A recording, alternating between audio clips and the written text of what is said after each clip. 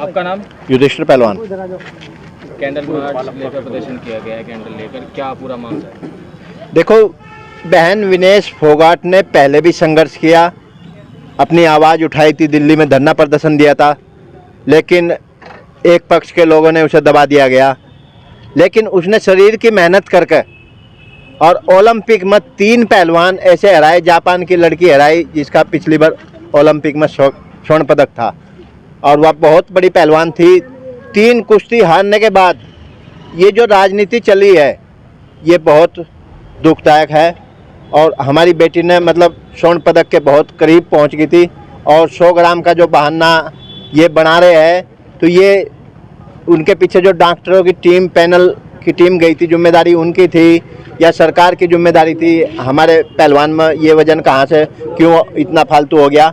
ये सरकार की जिम्मेदारी थी, और ये उस पहलवान को बदनाम कर रहे कि वह पहलवान जिम्मेदार नहीं थी, वह अपने वजन को लेकर जिम्मेदार नहीं थी। जब 3 बाउट उसने जीती तब भी तो उसका वेट 50 किलो था, तब भी तो वेट उसका 50 किलो था।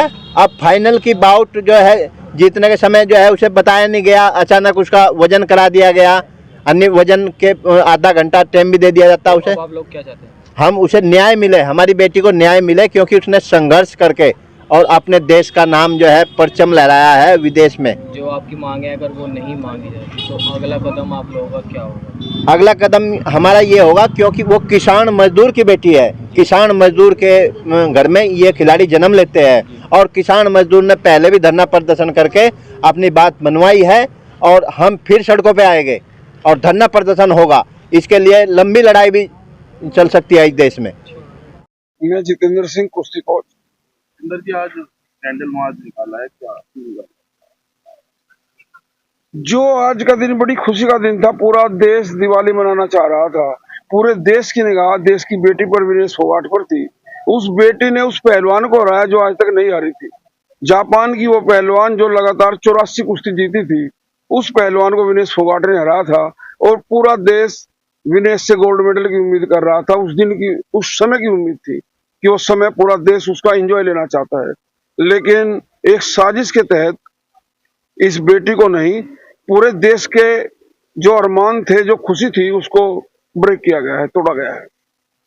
आज हम लोगों ने दुखी होकर के यहाँ पर कैंडल मार्च निकाला, और फिर भी हमें उम्मीद है कि सरकार को अपना काम करना चाहिए, पूरा दबाव बनाना चाहिए ओलंपिक कमेटी पर कि ये अन्याय हम सहन नहीं करेंगे।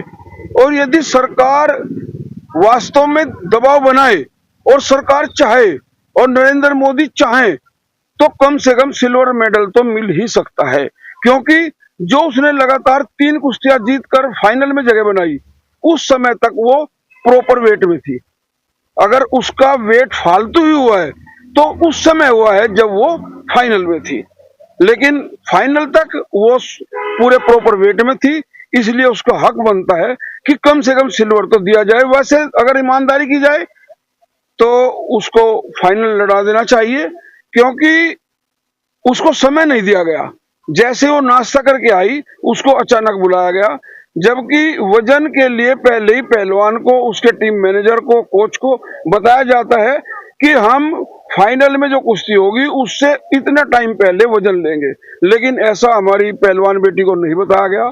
बहुत गहरी साजिश और षड्यंत्र है, और मैं कहता हूं यदि सरकार अपना पूरा काम नहीं करती, ओलंपिक संघ पर दबाव नहीं बनाती। आप साजिश का आरोप लगा रहे हैं, कौन लोग हैं, किसने षड्यंत्र करा? आप साजिश का आरोप बार बार लगा रहे हैं, क्या? देखिए, सीधी सीधी बात है, सबको पता है कि इन पहलवानों ने दिल्ली में धरना दिया था, और धरने के समय सरकार किस तरह आरोपी के साथ थी, किस तरह इन पहलवानों को सड़क पर कुचला गया, किस तरह इनको कहा गया कि ये पहलवान अब रिटायर हो चुके हैं, ये पहलवान बिना ट्रायल के आगे जाना चाहते हैं, ये पहलवान जूनियर पहलवानों को हक मार रहे हैं, पता नहीं क्या क्या इनके लिए बोला गया। लेकिन फिर भी मैं कहता हूं इन्होंने दृढ़ संकल्प लिया कि हम इस देश को मेडल ला करके देंगे, और ये जो गोल्ड मेडल आता, ये किसी बिरादरी का ना आता, ये किसी एक प्रदेश का ना आता, ये पूरे देश का गोल्ड मेडल आना था। लेकिन हमें दुख होता है कि हम इस मामले में भी जातियों में बंटते हैं, धर्म में बंटते हैं, क्षेत्रों में बंटते हैं, और सरकार अपना प्रॉपर काम नहीं कर रही। सरकार अगर प्रॉपर काम करती तो किसी की हिम्मत नहीं थी कि ये षड्यंत्र रच दे। मुझे तो बदबू आ रही है उन्हीं लोगों की जो दिल्ली में बेटियों के साथ षड्यंत्र कर रहे थे, वही लोग यहाँ तक भी पहुंचे हुए हैं। उनकी पहुंच बड़ी है, वे बड़े लोग हैं, सत्ता उनके हाथ में है।